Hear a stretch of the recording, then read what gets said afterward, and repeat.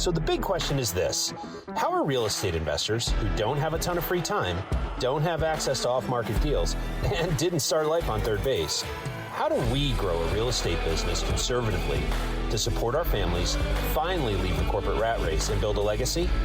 That is the question, and this podcast will give you the answers. I'm Ed Mathews, and this is Real Estate Underground. Hey everybody, Ed Mathews here with Real Estate Underground. I am joined by my partner, Rich Brown. Hello, Rich. How are you, sir? I am happy to be here, back for another episode. Let's go. Yeah, let's get into it. So this one I've been looking forward to for a while. And in the pre-meeting before we got on here, I mentioned to our guest, Luke Florian. Welcome, Luke, by the way. Thank you. Thank you for having me. I mentioned to Luke that it's mystifying to me that we've inhabited the same space for the past decade plus. And this is actually the first time that I've ever shook his hand, virtually or otherwise. So Luke, welcome. It's great to finally meet you. I've been following your career for quite some time, Facebook stalking mostly, but I'll do it. Yeah, exactly. Right. Welcome to the show. And on behalf of our members and our audience, thanks for sharing a bit of your time today. First of all, it's really nice to be here and to meet you guys. And CTREIA is really where it all started for me. So it's nice to kind of come full circle. This whole COVID thing has been interesting, to say the least, for everybody. Quite a roller coaster for us all.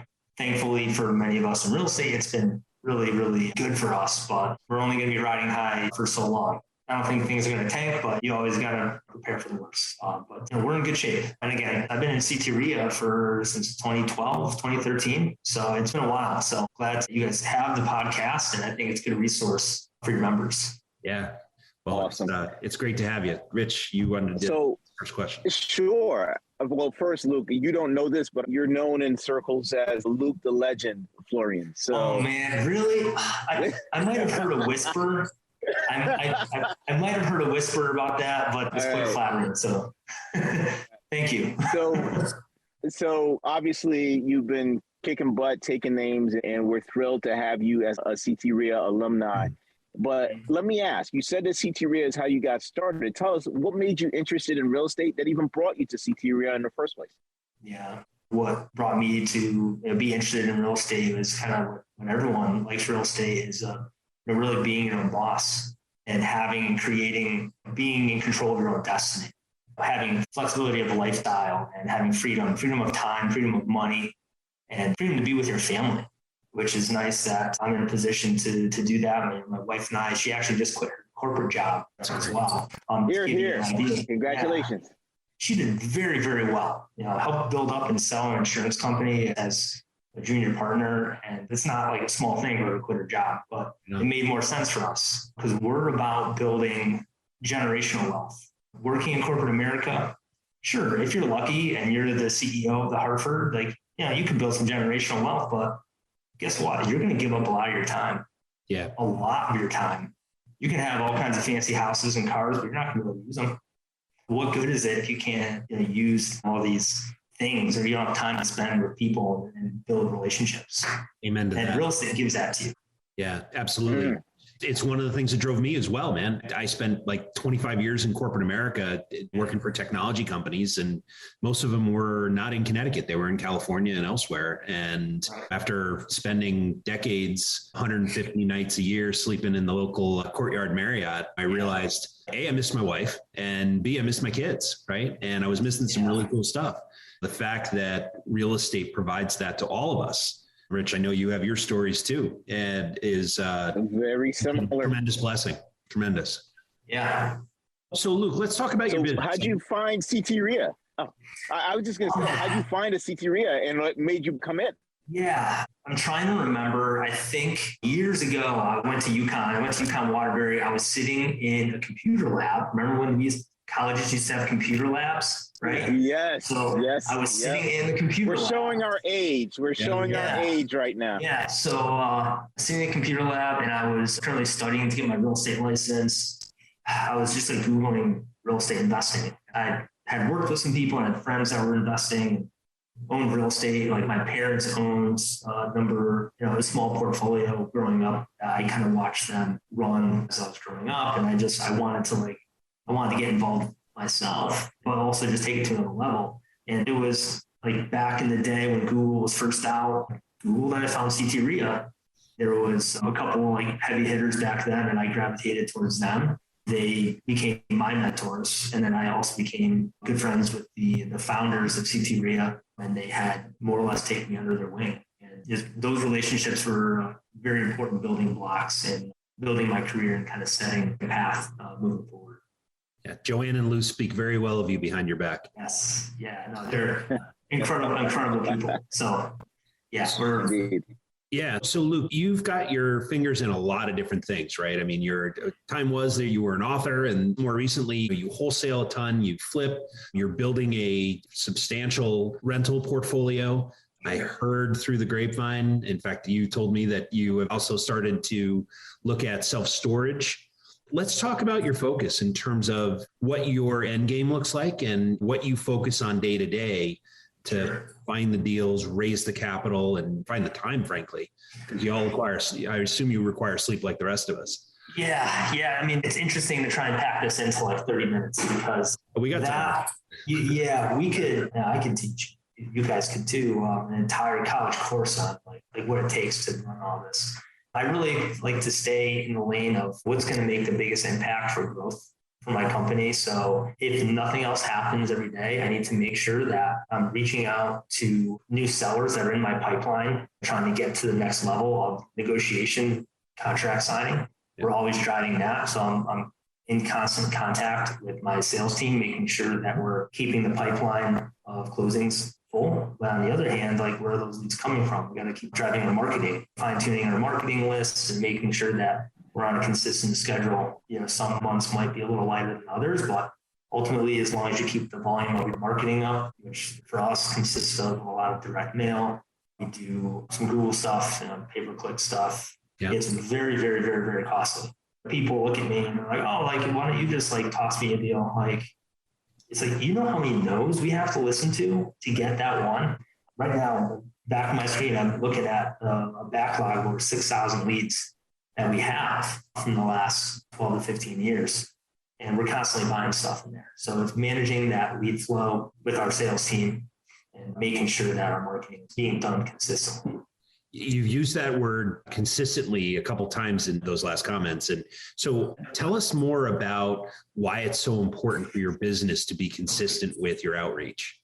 You hear different investors talking and they're like, oh, I'm looking for deals now. I have nothing. Well, they didn't build out their team to be able to manage whether it's a flip house or doing the transactional stuff, or whether if it's a bunch of wholesale. So I have my team in place to basically semi-automated, like my renovation or flips or residential redevelopment, as I like to call it. Yeah, it just sounds a lot nicer. But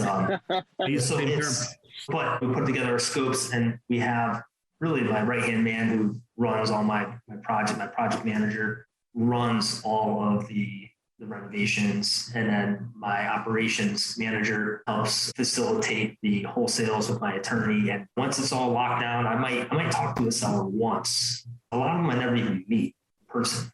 My team handles mostly everything. So I'm really behind the scenes, making sure that there's no bottlenecks and that my team has the resources that they need to succeed. Working on your business instead of being in the business, right? I try to work on my business as much as I can. Right.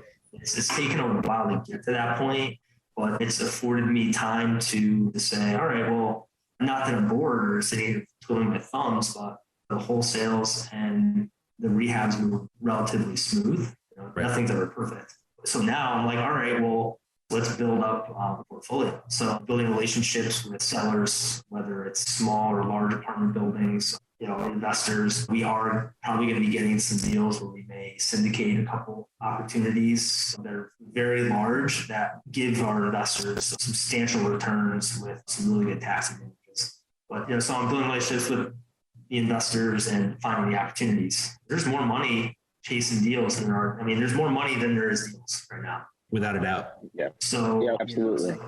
My strong suit is building a relationship with the seller. Mm-hmm. And my claim to, not fame, but my claim to fame, I guess you're going to say, is really finding off-market deals. I've never had to rely on a single broker or a single person. Like, If I don't have any deals, it's my fault. Right. It's because I'm freaking lazy. It's almost become a sport for me. It's like sport fishing or like deal hunting. Yeah, I just want to keep everything moving. We're also diversifying to storage.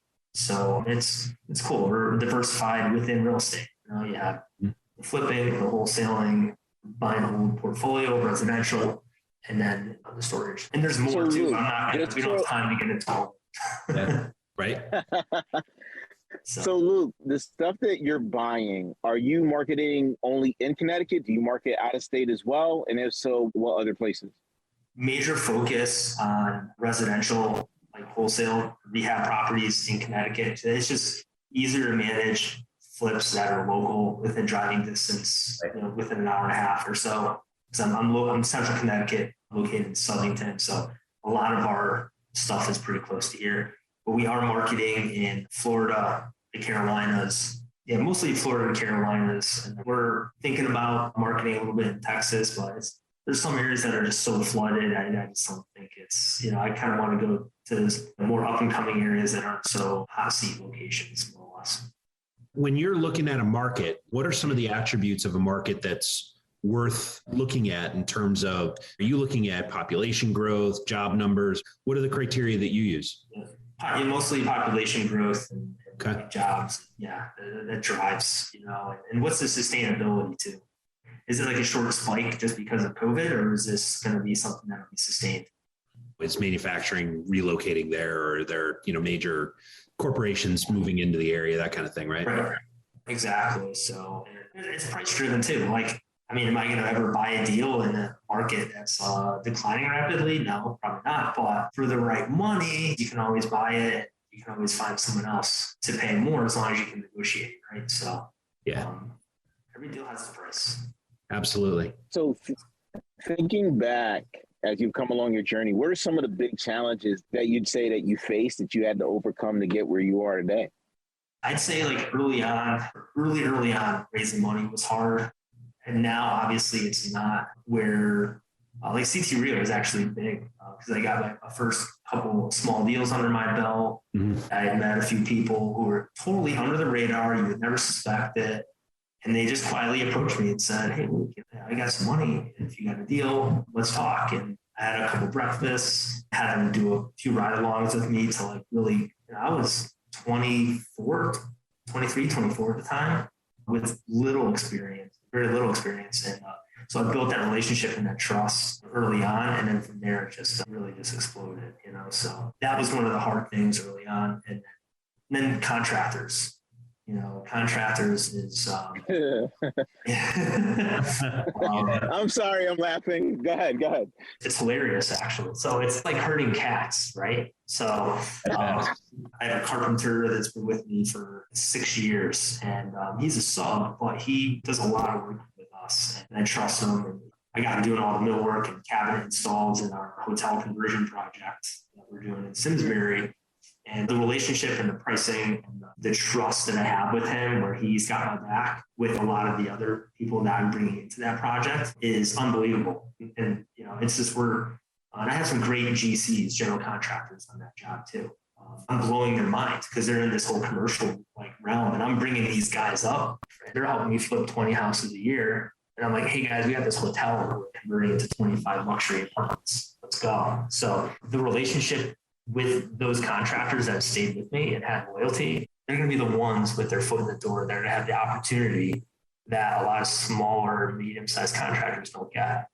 But we've recycled through a lot of contractors to get to that point. And we've suffered a couple little burns here and there, some fail safes in place. So we have limited exposure on that stuff, right? You never want to give a contractor too much money up front. I've heard of some newer investors say, if this guy is going to GC the whole project, he gave $35,000 and it disappears. Well, whose fault is that? You got to educate yourself. You guys at CTREIA are good at the whole coaching program, guiding people into the right way to deal with contractors. You got to keep them honest too. Just because they're buddy with you doesn't mean you give them every job automatically. So got to speed check them every once in a while. Hey, why is that kitchen $1,500 to install when it should be $1,000? Or, it just creeps up on you. Yeah. And it's funny. I was joking with somebody on our team earlier about the fact that a couple of our contractors, I went to high school with a couple of them, and I'm 52. That was like 400 years ago. And there's a challenge where would I have a beer with them? Absolutely. Do I want them swinging a hammer for us every day? Maybe not. Right. And being consistent and knowing that somebody has your back and that they're going to do the right thing, even when you're not paying attention because you're on something else, is immeasurably valuable. 100%. Yeah. You can't pay them enough. No, you can't. It's like that. It's that intrinsic value. Without a doubt. And it helps you move with velocity in other areas of the business because you're not worried about babysitting your contractors or micromanaging. Yeah. And that comes down to the highest and best value of your time, right? Mm-hmm. Is your time better spent working on the business like you were talking about earlier, meeting with investors to raise money, or any of the other things I'm sure you do on a daily basis? Or is it being at the work site at 7:15 in the morning to make sure everybody's showing up when they're supposed to? I would submit it's the former, not the latter, right? Exactly. And the other part of it is if schedules start to slip, I would assume that, a lot of your properties are leveraged with some sort of debt. And every day that you lose is more interest you're paying on that money, right? So money. Yeah. Time is money. That's for sure. Buying investment real estate is both thrilling and sometimes stressful. Without a lending expert by your side, most investors don't stand a chance. That's where CTREIA funding comes in. CTREIA funding was founded by investors to help investors just like you fund their deals. Whether you're buying a single-family rehab, an apartment building, or really any investment property, our team will understand your deal and help you close quickly. Go to CTREIAfunding.com or call us at 860-876-0572. So, Luke, with everything that you've gone through at this point, what is your favorite part of your life? What has real estate done for you that you're enjoying today? The flexibility, the freedom of time is really the most important thing for me. Being able to literally wake my daughter up every morning or be here when she wakes up and be here when she goes to bed and have dinner with my family 7 nights a week, almost, unless we're doing like a happy hour or something with CTREIA, but being able to spend that time with my family, my friends, and you really can't put a price on that. You cannot. Yeah. So Luke, you mentioned you had a bunch of mentors as you've come along. I'm curious, what's the best advice you've ever gotten? And out of curiosity, who gave it to you? Stay with us. We'll be right back. A motivated seller just filled out your web form. If you call back within 5 minutes, you're nearly 4 times more likely to get that seller appointment. But delay your follow-up by even just 10 minutes? Forget it. You're toast. Ella Vista Connect calls that lead back in 60 seconds, qualifies them, and schedules your meeting. Find out how much slow follow-up is costing you. Free calculator at ellavista.com/underground. You have me stumped a little bit because I've gotten so much advice from people over the years. Right. I would say stay focused. I meet a lot of people that have like that shiny object syndrome. So pick one thing, stick with it. It comes back to like the law of 10,000 hours, right? Like you're not going to be an expert in a million things. Like become an expert in one thing, and spend 10,000 hours. Become the best in the world at that one thing, and then everything else will fall into place. Right. So I became really good at negotiating like directly with sellers, like off market and marketing, and kind of fine tuning the marketing to do that. And everything else has fallen into place. I have more commercial real estate deals in the pipeline now, than I have in my entire life. Congratulations. That's wonderful. Yeah. That is awesome. Yeah. So it's super, super exciting, and it's actually easier, the commercial stuff, and what I found. Less emotion, right? Less emotion, and then you got to remember, like you're dealing with like hundreds of thousands or millions and millions of dollars, and so usually the people you're dealing with, whether it's a contractor or a seller or a bank, I mean, you're dealing with like other sophisticated people, sophisticated business owners, bankers, sellers, and it's just much easier to deal with them. Yeah. And you can reason with them. There's very complex contracts, and there comes up a whole other set of like skill sets in order to deal in that realm. Right. It's just so much easier with other professionals. So. Yeah. So one of the things that is interesting when I meet someone who's looking to get into real estate, and the concept of focus is really important to me because I have a deep and profound case of ADD, right? I'm the classic shiny object guy, right? One of the things that a lot of people say is, hey, I talked to Rich and he flips houses and he does multifamily, and Ed, you do the same. And how do you keep it all straight? And what you said was important, right? In that I wasn't always a multifamily guy. I started flipping. Actually, I got good at marketing. Then I started flipping and I got good at that. And I took the capital from that and I went and bought multifamily. And Rich, I think your story is similar. And you know, if you look at the things that you do within your business, someone might say, well, he's wholesaling, he's flipping, he's got multifamily, commercial odd deals, he's thinking about syndicating. I want to do all that too. And the key that you said there is really important is you got great at marketing. You got great at negotiating. You started with flipping, or were you mostly wholesaling back in the day? Flipping and wholesaling, I kind of did them. Yeah, they kind of go hand in hand, right? You keep the ones you want, you wholesale the ones that aren't a good fit. Exactly. Yep. And then you got great at that. And then you took the capital made from that and you started to get into multifamily. Right.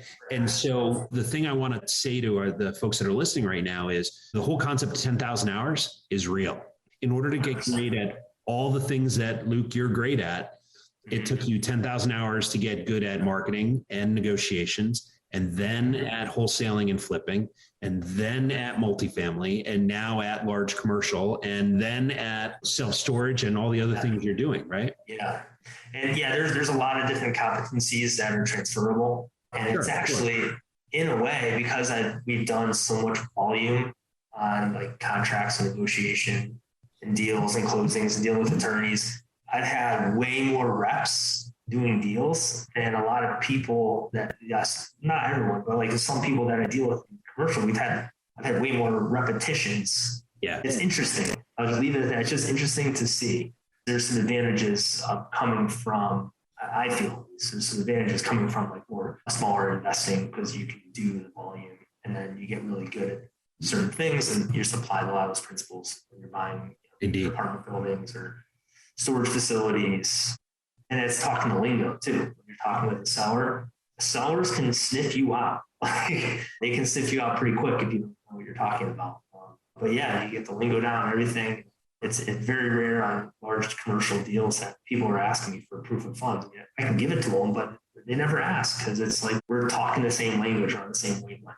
It's without a doubt of credibility. Yeah. You bet. Yeah.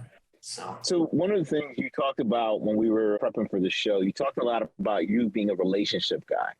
How has being a relationship guy helped you build your business? Yeah. I'm sure you guys have heard of it. How to Win Friends and Influence People. Dale Carnegie. Dale Carnegie. Yeah. Freaking awesome book. Love that. Yeah. So I haven't read it. I'm due to read it again. I usually like to read that like once a year. But I would say that book has made us millions. And just being able to teach you how to like build those relationships with your sellers. So, I got to read it again because I probably forgot some stuff. And I'm like, oh, I remember that. So I'll do that on my next acquisition. Looking people in the eye, giving a nice firm handshake, relating with them, finding something about their life, like not just having it all about business. If you see a picture of their family and stuff, like, I met with a seller a couple of weeks ago, had a small toddler, and I have a 2.5-year-old. It's like, we're talking about getting them to bed now and how it's impossible. Like, oh, is your child still napping? But you got to have like that human element when you're dealing with people, because it's not just all about business.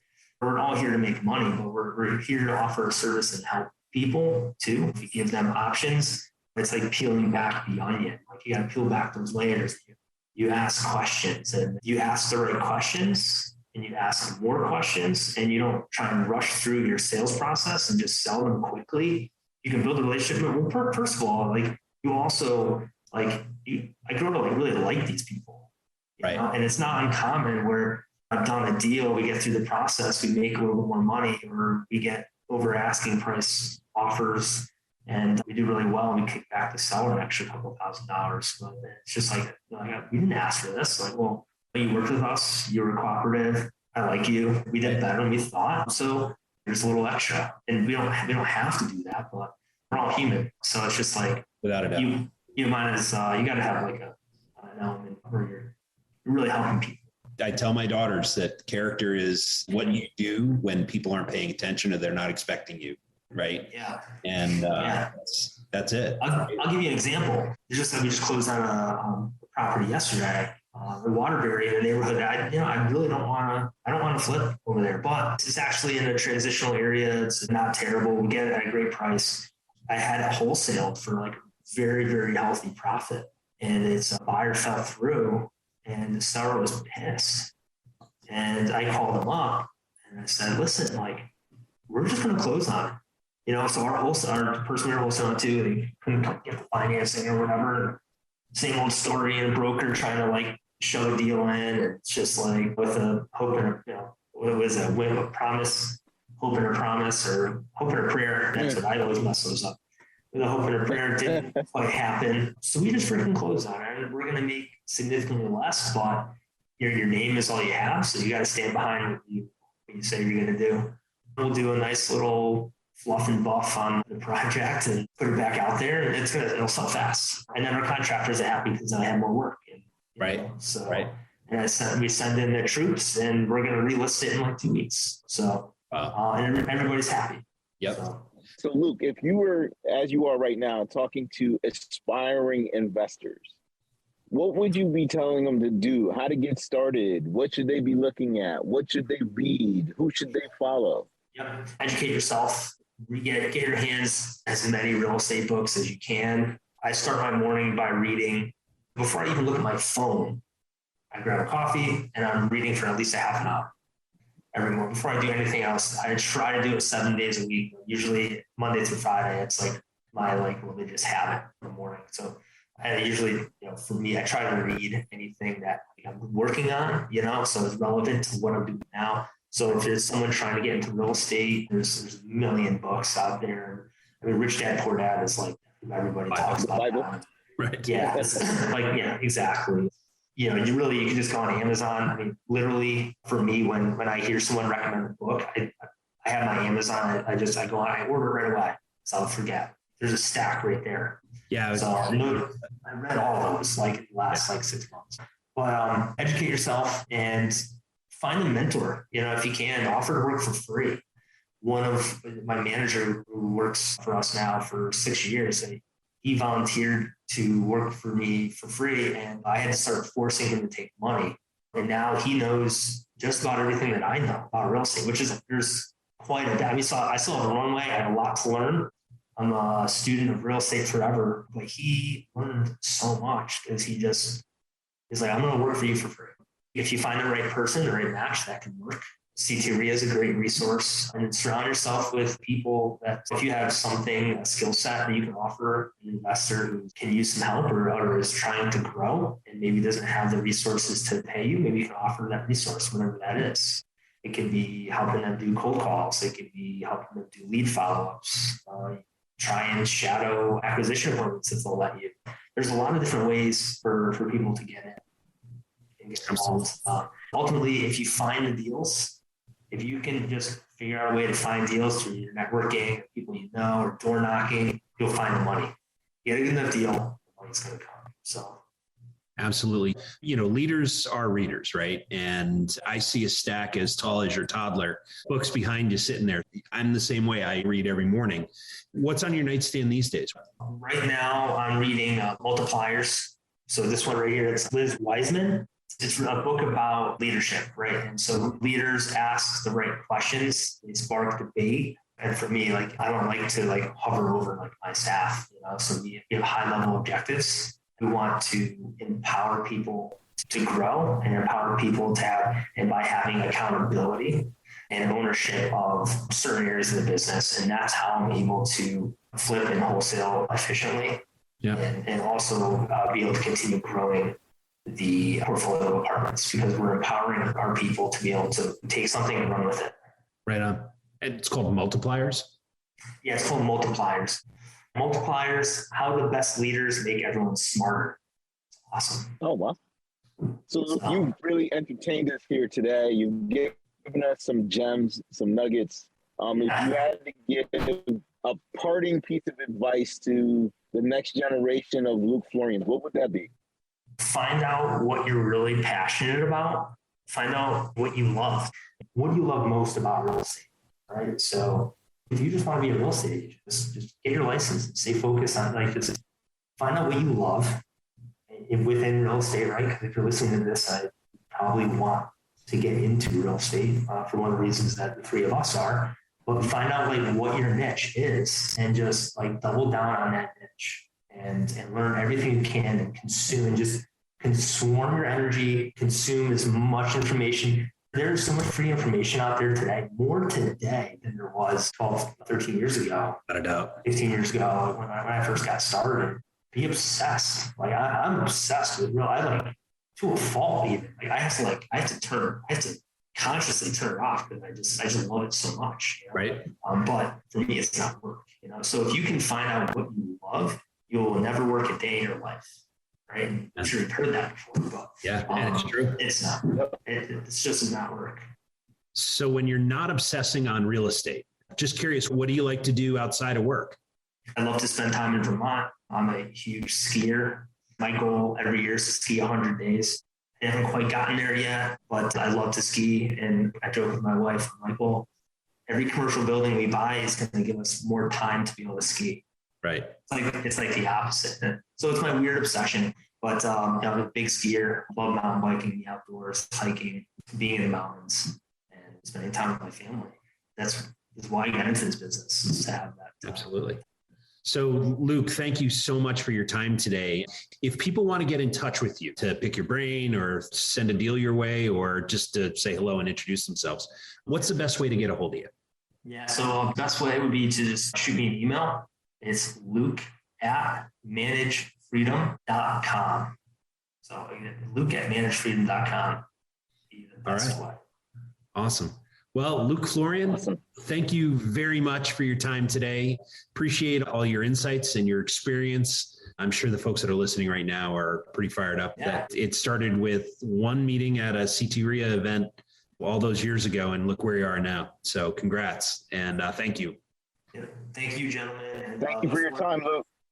Absolutely no problem. I look forward to meeting you guys in person one day soon. Yeah, that's hopefully absolutely. This has been the Real Estate Underground Podcast, a CTREIA presentation. Don't forget to rate, subscribe, and share this podcast with your friends. If there's a specific topic you want us to cover, post it in the comments. For more information on the Real Estate Underground Podcast or CTREIA, go to realestateundergroundpodcast.com or ctreia.com. Until next time, happy investing.